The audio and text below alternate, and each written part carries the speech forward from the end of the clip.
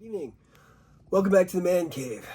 Today we're going to take time out. Well, first of all, Happy New Year, everybody. I hope your holidays went really well and everything is great and good and getting back to normal. In that vein, today being January 1st, we decided we're going to do a comparison video.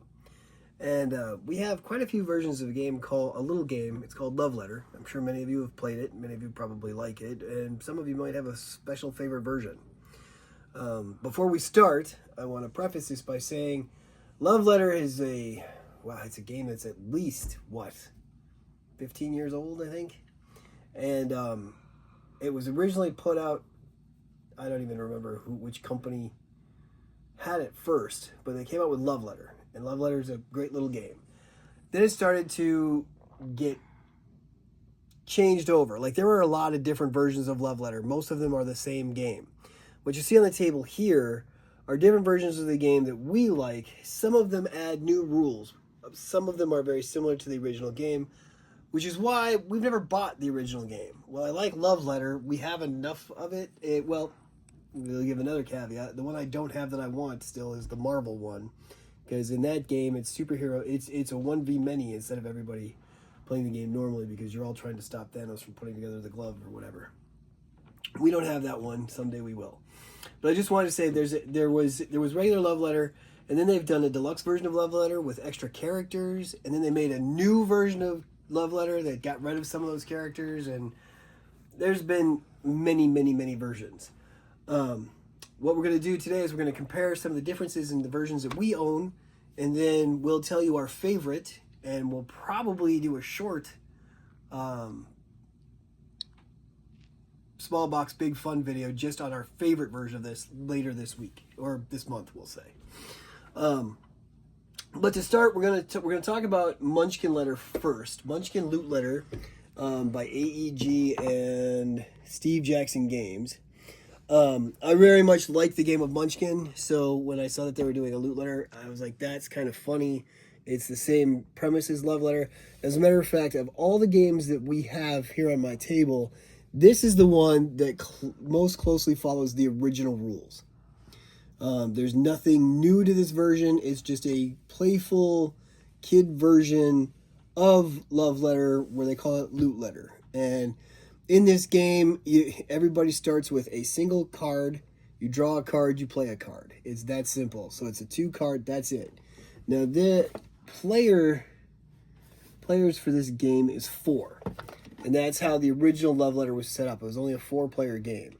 Some of these expansions add cards which allow it to play multiple or more players than 4. But like I said, Loot Letter is the one that most closely matches the original version of this game. Now, this came in a nice little box. The one problem it had was it did not have anything to nicely, because the original Love Letter comes with like a little silk bag, and the store and the lore is part of it and everything. So I wanted a bag to carry this in. So I used a little jewelry bag that I had gotten. So this is what we keep our version of this in. All right, to the left of that, we have another small box game. And this one was, again, by AEG. And AEG teamed up with Cryptozoic, who had the Archer IP at the time. I'm not sure if they still do. And this was a big show on FX. So as you can see, FX is also on here. And in this version, not only do we have our favorite characters, well, pretty much every character from the game, we have the 1 through 8 again, so there's our classic rules. However, in this one, there is a way to see the secret intel card, and I believe that is what they changed. That's what's a little bit different.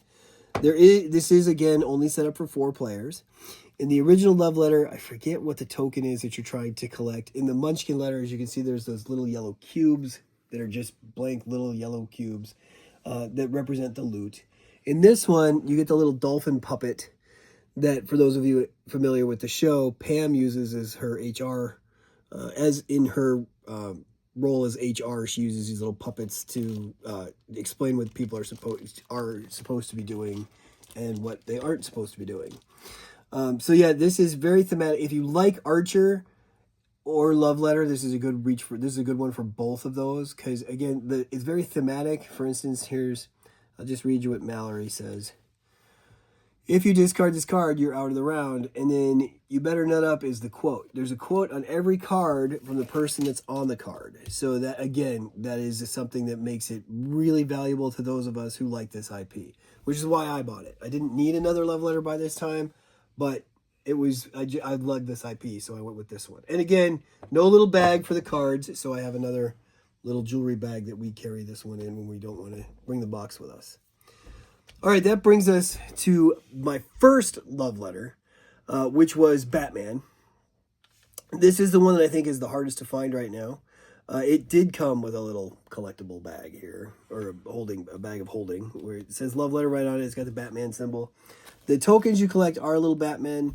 Again, I believe this version is made for 4 players. Yep, 2 to 4 players. It's got the same 8 cards set up.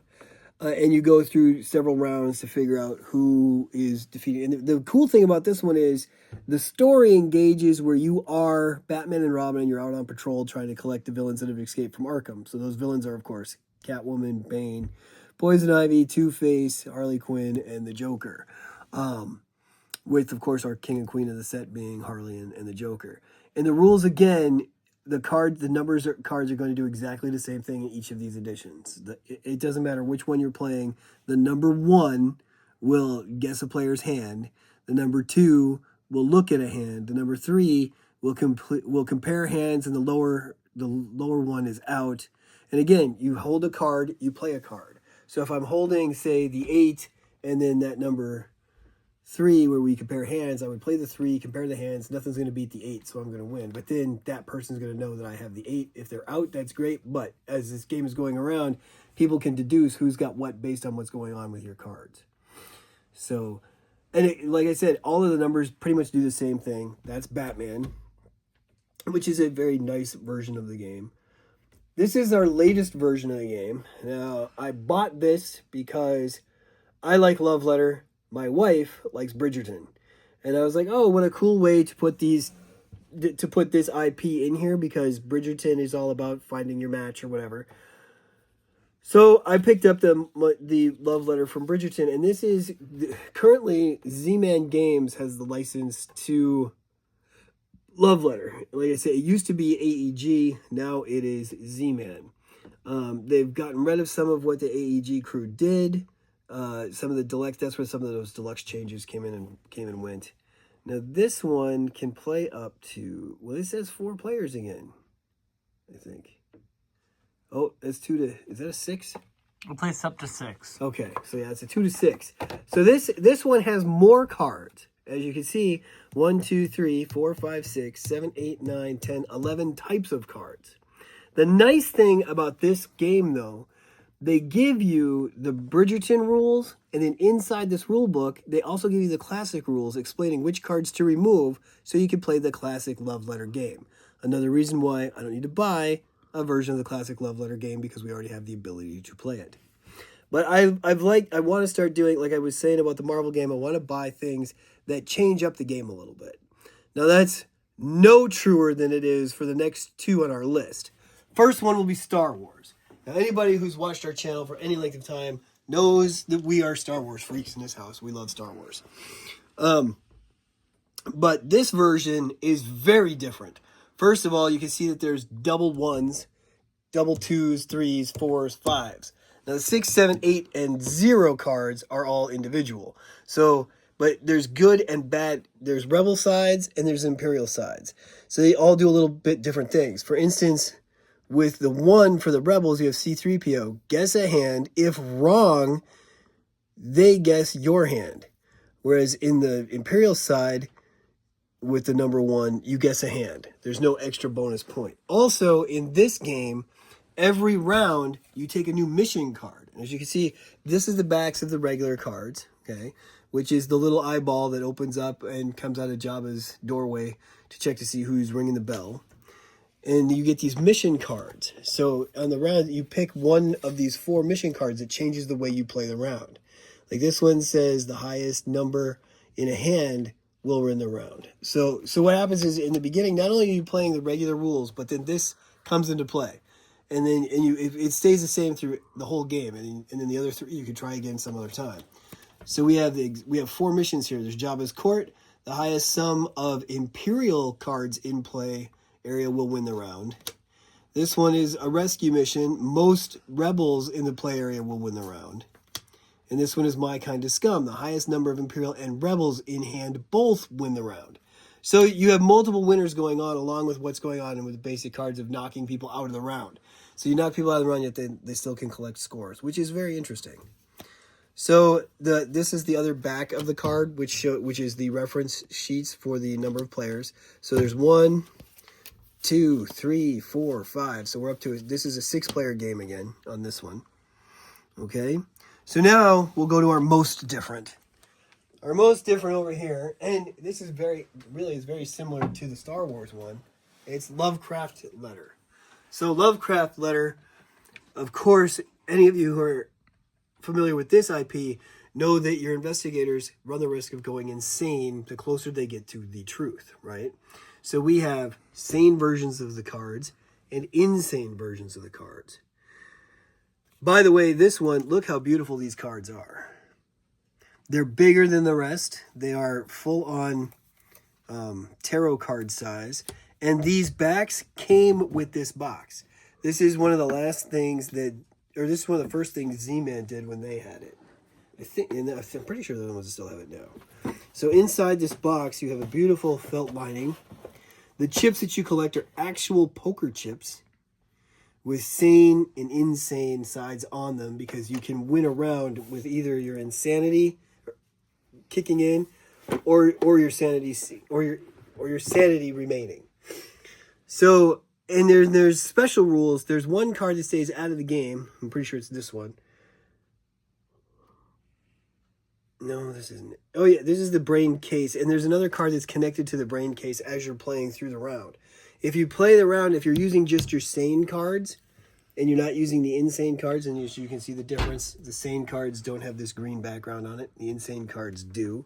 So you can get, and the weird thing is, like, there's 2 of every card in this one, I believe. 8, 7, 6, 5, 4, 3, 2, 1. 8, 7, 6, 5, 4, 3, 2, 1. And then there's the 0. In the Migio brain case, you lose the round, the card starts out of the deck. And what happens is something changes in with that deck. If you have, like, the number 8 is Necronomicon for sanity, you lose the round if it's get discarded anyway. But the Cthulhu one, you win the game if you have +2 insanity cards, otherwise you lose the round. So that's pretty cool. You can win with just one card. This changes the rules intensely, and this is the biggest rule book that I've seen for Love Letter in any of these. This isn't a pocket-sized game anymore. This is a regular-sized rule book, which maybe disqualifies it from our big box, or our small box big fun, but I don't think it's that big, and everything fits in it nicely. And I think of the ones that we have on this table, this one is probably my favorite way to play. And again, this has up to... How many people can play this one? I believe it's 6. Is this one 6 again? I believe so. I think you may be right. Yep, 2 to 6. So, all the biggest... And that's the biggest difference of any of the love letters that they've put out. If they're changing the IP, they normally change the IP to add to the number of players. Because let's face it, a fun game for just 4 people and a lot of game tables would mean that you either have to have 2 versions so that you can split in half, or somebody's got to sit and wait their turn.